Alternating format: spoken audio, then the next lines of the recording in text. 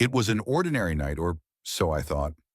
I had gone to bed like any other evening, slipping under the covers and drifting into sleep almost instantly. Yet what followed was unlike any dream I had ever experienced. I found myself floating, weightless, through the air. The sensation wasn't like imagination. It was real, as though my soul had slipped free of my body and traveled somewhere else entirely. My path led me to a familiar place, my uncle's house. It stood there in the dark, solid and quiet, but I didn't walk up the driveway. Instead, I seemed to glide, my feet never touching the ground. At the doorway, someone waited for me. My heart caught in my throat because it wasn't just anyone. It was my aunt who had died years before. She looked unchanged, exactly as I remembered her in life. Her presence should have frightened me, but instead there was only a strange calm. Without words, she beckoned me to follow. We moved together through the house, the familiar rooms bathed in a heavy silence. First the laundry room, then the kitchen, then the living room. I recognized every detail, every corner, but it all felt too sharp, too vivid, more real than any dream should feel. My aunt glided ahead of me, never looking back until we reached the hallway that led to the bedrooms. She stopped at the threshold of their old room. The air seemed charged, pressing in on me. Finally, she turned and looked at me, her expression unreadable. Her lips parted, and she spoke words that froze me in place. "He deserves this." A chill ran through me, yet I found myself nodding in agreement, as though some part of me already understood what she meant. Then she stepped inside. I followed, hesitant, as the stillness of the house seemed to hold its breath. What came next would change everything I thought I knew about dreams, life, and death. My aunt walked up to the old bed in the corner of the room. Her movements were calm, deliberate. From her pocket, she pulled a small matchbook. With a flick of her wrist, the scratch of the match echoed unnaturally loud in the quiet room. A flame bloomed at the tip, bright and hungry. She held it for a moment, then touched it to the matchbook itself. The paper caught instantly, orange tongues of fire devouring the cardboard.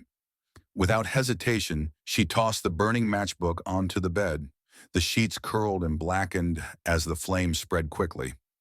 In seconds, the curtains flared, a wall of fire climbing upward. The wallpaper began to blister, the walls groaning under the sudden heat. The air filled with the crackle of burning wood and the choking scent of smoke. Yet instead of fear, there was only stillness. My aunt and I stood side by side, watching the destruction unfold, as though it was inevitable, as though we had been waiting for it to happen all along. The fire roared, growing hotter and brighter. The walls themselves consumed. Heat pressed against my skin, and yet I didn't move. Neither of us did. Then as the flames reached toward us, licking closer and closer, I felt something strange. Instead of being consumed, we began to slide backwards, almost as if the fire itself was pushing us out. Step by step, without ever lifting my feet, I glided back down the hallway, through the living room, the kitchen, the laundry room, until I found myself at the doorway once more. My aunt's face was calm, almost satisfied, her eyes fixed on the inferno behind us. The last thing I saw before everything went black was the bedroom collapsing inward, sparks filling the air like fireflies. Then I woke up. Morning light poured through my window. For a moment, I lay still, telling myself it had only been a dream. But something was horribly wrong. My hair, my skin, even the sheets I lay in carried the acrid stench of smoke. I tried to shake it off, telling myself it was nothing more than my imagination. Dreams can feel real. Dreams can trick you. Still, I couldn't ignore the smell. It clung to me, stubborn and heavy, though I had truly stood in a burning room. I said nothing at first. Weeks passed.